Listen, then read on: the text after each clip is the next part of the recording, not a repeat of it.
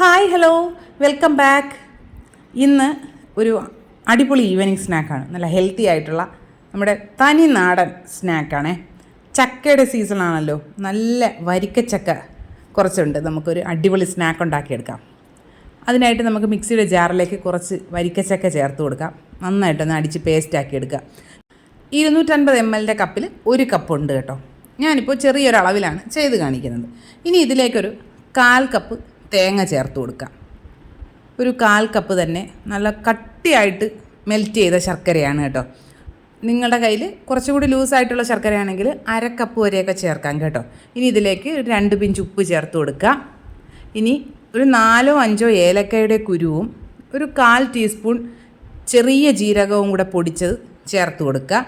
ഇതെല്ലാം കൂടി നന്നായിട്ട് മിക്സ് ചെയ്തതിന് ശേഷം ഇതിലേക്ക് അതേപോലെ 250 ml കപ്പിൽ 1 കപ്പ് ഗോതമ്പ് മാവാണ് ചേർക്കുന്നത്.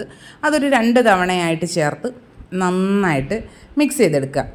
ഈ മാവ് മുഴുവനായിട്ട് ചേർത്ത് കഴിയുമ്പോൾ ബാറ്റർ നന്നായിട്ട് തിക്കായിട്ട് വരും. നമുക്ക് ഇത്രയും തിക്നെസ് വേണ്ട. അതുകൊണ്ട് നമുക്കിതിനെ ഒരു 1/4 കപ്പ് വെള്ളം 1-2 തവണയായിട്ട് ചേർത്ത് ഒന്ന് ലൂസാക്കി എടുക്കുന്നുണ്ട്. നിങ്ങൾ ശർക്കരപ്പാനി കുറച്ചുകൂടി ചേർക്കുന്നുണ്ടെങ്കിൽ അതിനനുസരിച്ച് വേണം വെള്ളം ചേർക്കാനായിട്ട്. ഒരുപാട് ലൂസായി പോണ്ട, അത്യാവശ്യം നല്ല തിക്കായിട്ടുള്ളൊരു ബാറ്ററാണ് നമുക്ക് വേണ്ടത്.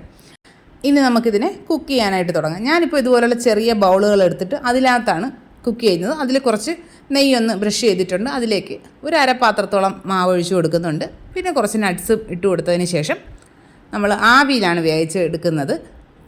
ആവിയിൽ വെച്ചിട്ടുണ്ട്. അതൊരു മീഡിയം ഫ്ലെയിമിൽ 25 മിനിറ്റ് ആയപ്പോഴേക്ക് റെഡിയായി കിട്ടിയിട്ടുണ്ട്. നമ്മളൊരു ഈർക്കിലോ എന്തെങ്കിലും വെച്ചൊന്ന് കുത്തി നോക്കുക.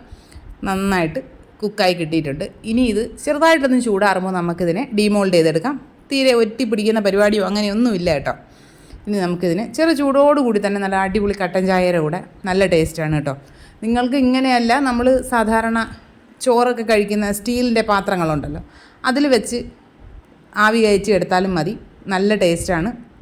എല്ലാ കൂട്ടുകാരും ട്രൈ ചെയ്ത് നോക്കുക. വീഡിയോസൊക്കെ ഇഷ്ടമാകുന്നുണ്ടെങ്കിൽ ചാനൽ സബ്സ്ക്രൈബ് ചെയ്ത് സപ്പോർട്ട് ചെയ്യേണ്ടതാണ്. വീഡിയോസ് ലൈക്ക് ചെയ്യുക, കമൻറ്റ് ചെയ്യുക, ഷെയർ ചെയ്യുക. ഇനി നമുക്ക് മറ്റൊരു അടിപൊളി വീഡിയോ ആയിട്ട് ഉടനെ തന്നെ കാണാം. അതുവരെ എല്ലാവർക്കും ബൈ.